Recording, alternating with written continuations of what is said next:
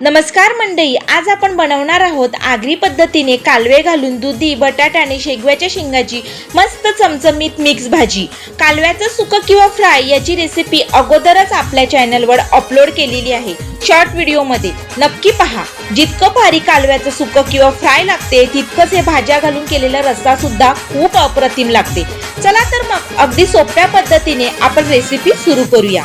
सगळ्यात आधी इथे मी घेतलेले आहेत एकदम ताजे ताजे कालवे, सोबतच दुधी भोपळा, बटाटा आणि शेगव्याच्या शेंगा आणि एक मोठा कांदा सुद्धा घेतलेला आहे फोडणीसाठी। आता हे सर्व बारीक चिरून घेऊया।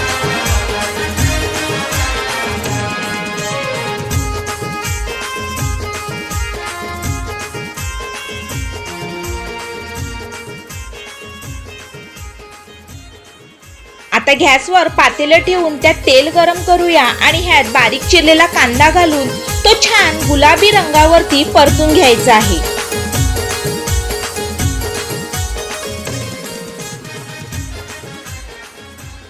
कांदा मऊ झाला की यामध्ये आलं, लसूण, हिरवी मिरची आणि कोथिंबीर याचं ताजं वाटण घालायचं आहे।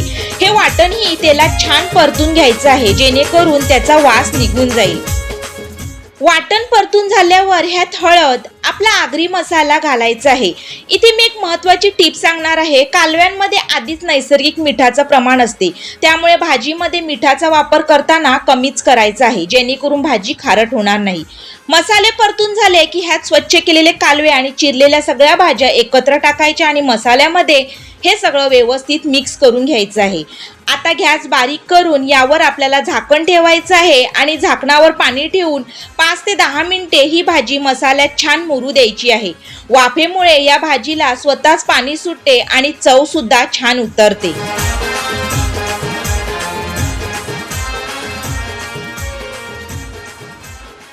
दहा मिनिटांनंतर झाकणावरचं जे पाणी गरम झालं होतं तेच पाणी आपण या भाजीमध्ये ओतणार आहोत। आता गॅस मध्यम करून भाजी छान शिजवून घ्यायची आहे।